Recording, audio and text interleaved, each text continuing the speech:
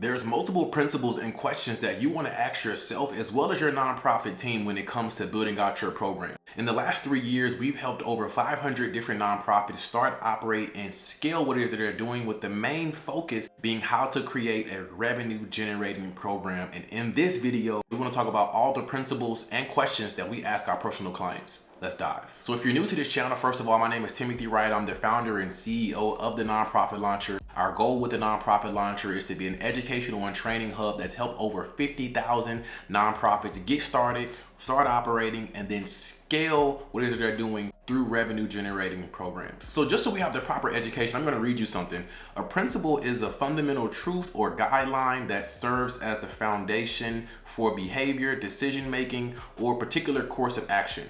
Principles provide a framework for ethical conduct, effective problem solving, as well as consistent action in various contexts. So today we want to talk about the principles as well as the questions that you want to be asking yourself about nonprofits. So I want to share that with you because we know that how you view what you do determines how you do what you do. And we want to give you a outline of what principle means before we talk about the principles of your nonprofit organization's program. So the first principle that I would consider when it comes to a guideline that serves as a foundation is that every program that you create, it must be aligned with your mission statement. It's important to know that your mission statement is going to be the heartbeat of your organization, and everything that you do is going to revolve around your mission statement. So if you're making money from this type of angle, but your mission statement says your focus is this is how you end up paying UBIT, which is also known as unrelated business income tax.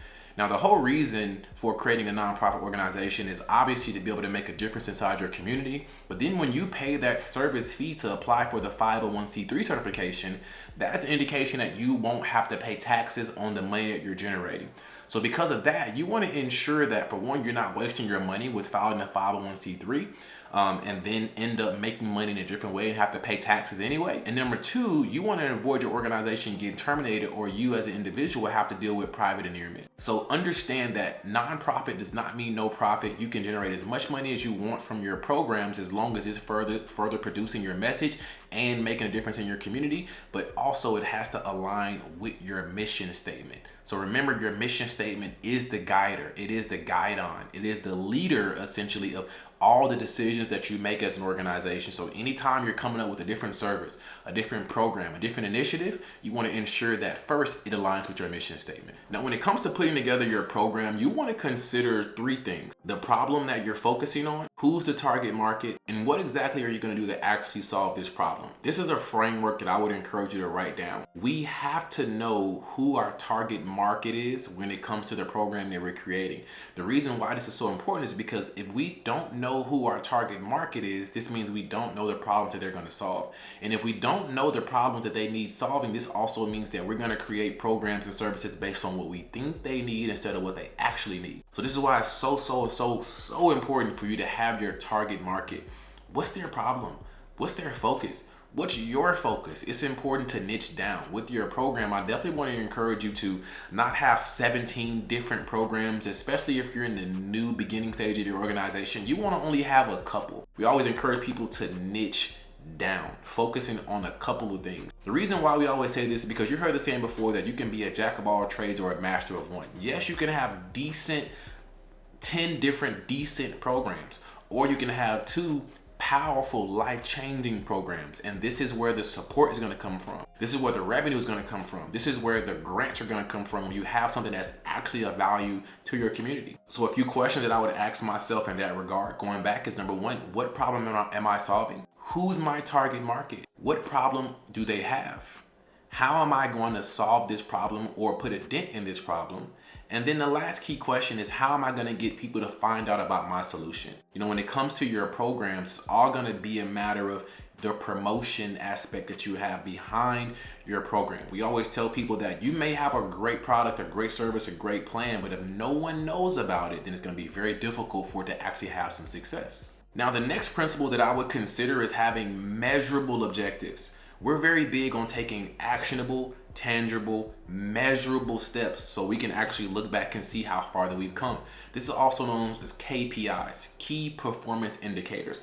Now, when we're looking at a key performance indicator, very simply, you just want to establish clear and specific measurable objectives. Therefore, you're able to track your progress. So let's say, for example, if one of your pieces of growing your program is community outreach, and the way you're going to do community outreach is through social media. Well, we want to also manage the growth of our social media. So we're going to be managing the comments that we get, managing the likes that we get, managing the amount of followers that we get. We want to keep track of all these things because this is going to be a direct reflection of if our content is working and if it's valuable or not. When you launch your program, we recommend giving it away for free to a few people. That way you can get real life experience from your customer base and also testimonials of what's to work, what's not working, and what can be better. This is how, again, we measure our growth. And then lastly, of course, we have to evaluate impact. We have to evaluate impact. Look, what I encourage you to do is to never assume that your program is just the best thing out there since sliced bread.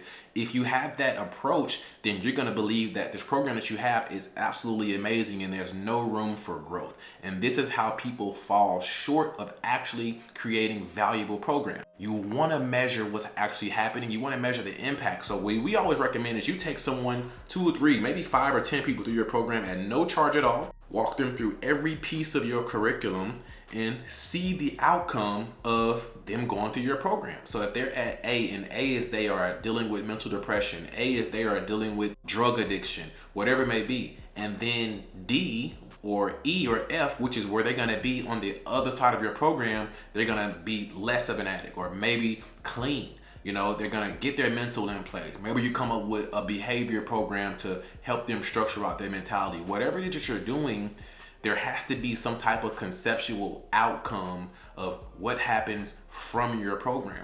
And this is something that you want to have measurable. You know, there's a great quote that says, anything that you measure grows. So consider that every aspect of your organization that is measurable, if you measure it, it will grow. Now, the next huge principle to building your nonprofit program successfully is having evidence-based practices. Evidence-based practices very simply comes from you doing research. We recommend you doing something called a community needs assessment form. By the way, if you need a community needs assessment form, you can click the description below. There's a free nonprofit starter kit that has a mission statement guide, a board development guide, all the steps you need to structure out your organization, as well as a community needs assessment form to put you in the best position to succeed. But in this community needs assessment form, it's gonna allow you to do some data digging so you can make evidence-based decisions.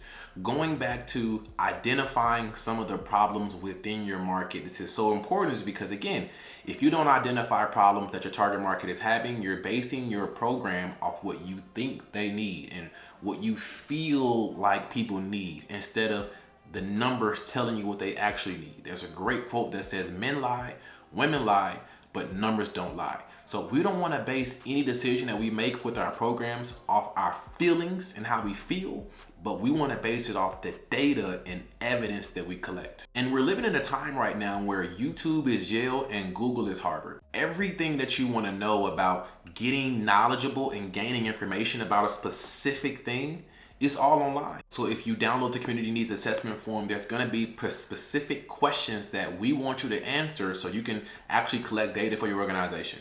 You can very simply take those questions, put it right there in the Google search, change it up to match the niche that you're focusing on, and then Google will give you some answers. The Census Bureau will give you some answers, up-to-date answers that you can use for pitching your nonprofit program to different businesses, foundations, schools, so much more, which you'll learn about in another video. All right, the next principle to having a successful nonprofit program. This is something that you may not hear that often from other videos that you watch, but we believe in B2B as well as B2C. Let us explain. So typically with new nonprofit programs, everyone is focusing on B2C, which is business to customer. More times than not, we want to provide a free service or a very inexpensive service to low-income families because most people create a nonprofit in the belief that the low-income families are the people who need the most help, which I don't disagree with that. But that won't maybe allow you to have a sustainable revenue-generating program. But what you should be doing as well is not only providing your products and services and your programs to B2C, but then providing applying those same products, services, and programs to B2B. So let's say, for example, if you have a program that's focusing on overcoming depression, or how to deal with anxiety or anger management issues. Yes, the low income community needs that. Yes, the children that you're working with may need that. Yes, the grown adults may need that as well. But when you agree that detention centers need that, when you agree that juvenile centers need that, when you agree that drug addiction treatment centers may need that, when you agree that high schools need that, elementary schools need that, colleges need that as well. Some of the principals and students may need, the staff may need that as well. The reason why I'm sharing this with you is because what if you're able to take the same idea that you're giving away for free to low income families, but then you take that idea, this business model, to a business and charge them a fee for your programs and services that you offer as a nonprofit organization. We always say that nonprofit doesn't mean no profit. 57% of all the money in the nonprofit space comes from individual giving and service and program fees. So for you as an organization, I definitely want you to consider, who else could I be pitching our business model to outside of the low income family to be able to have some sustainability in our revenue generating program? So here's a couple of questions that I'll be asking myself when it comes to possibly connecting with the business. What local businesses are aligned with our mission? What local foundations are aligned with our mission? If I was gonna pitch this nonprofit idea to a business, why would it be valuable to them? What could I do to make it more valuable? What type of budget will I need to actually make this something that's gonna be successful? Do I need money to launch my nonprofit program, or do I need courage? Is this something that is actually valuable, or this is something that I think is valuable? Now, is that answer based on evidence that you collected, or is your answer based on how you feel? These questions will truly help you structure out your ideas for your nonprofit program if you answer them with truth. The next program principle to consider is teamwork makes the dream work. I know it's a cliche statement if you heard it time and time again, but more than likely, what you're focused on, the problem that you want to solve, is a lot bigger than you. And if the problem that you want to solve is bigger than you, it's going to take more than you. This is a very good perspective to have in your head. So maybe you will stop trying to do everything on your own. As a nonprofit founder, you're a business person, you're an entrepreneur, and if you want to elevate, you got to delegate. Trying to do everything on your own is going to be your downfall. Let me say it again.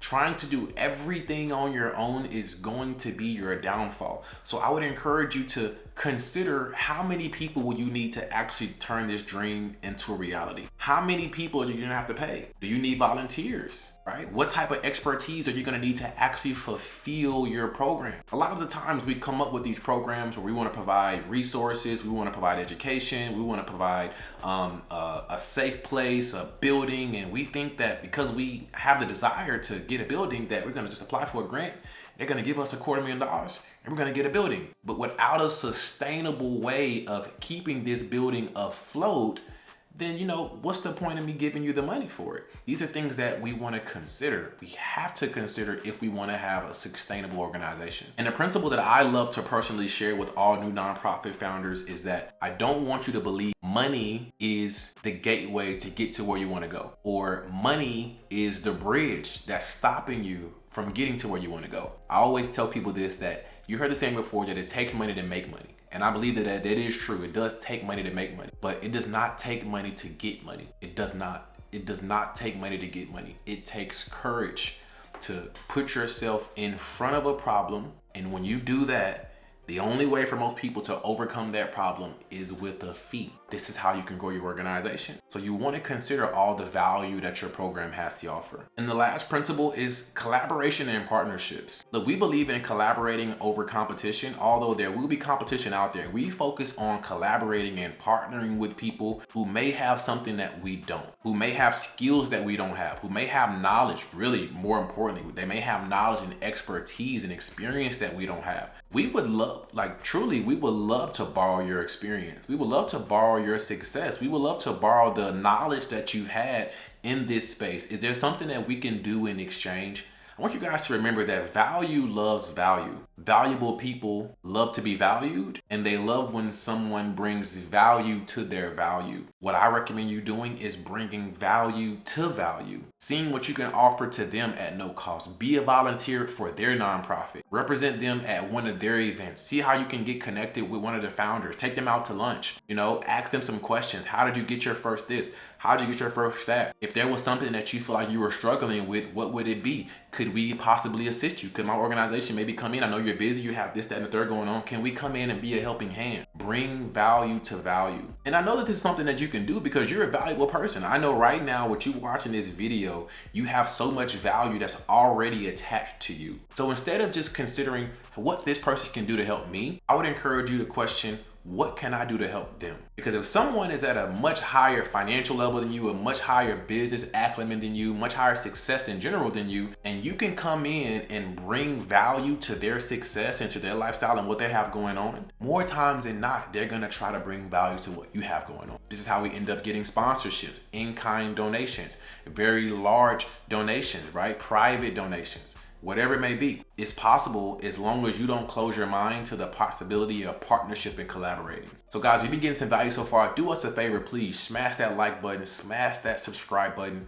and comment down below what you've taken away from this training so far. And also, what are you looking to learn more about the nonprofit space? Now, I want to give you a very simple framework that we like to use when it comes to actually structuring out a nonprofit's program. And it is problem, solution, promotion. Where we come up with we identify a problem through our community needs assessment form. This is how we identify what the problem is that people are having. Within that identifying the problem, we obviously already have to identify our target market so we can figure out what their problems are. This is where we come up with the first P. The second one is going to be solution. We have to come up with our program, which is going to be the solution to someone's problem, whether it be completely solving their problem or putting a dent in their problem. Your organization may not take someone from A to Z when it comes to starting here and then they're at the complete finish line.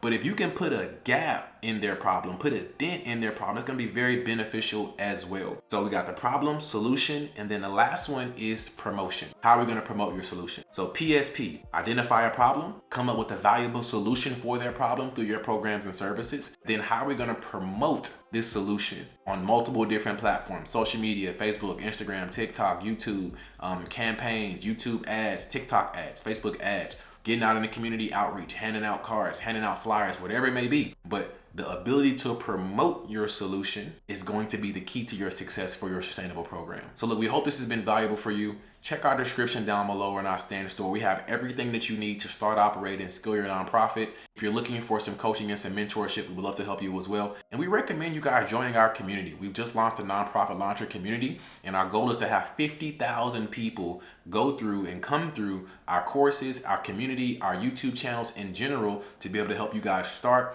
operate, and scale your nonprofit. Do us a favor, send this video to a change agent that you know.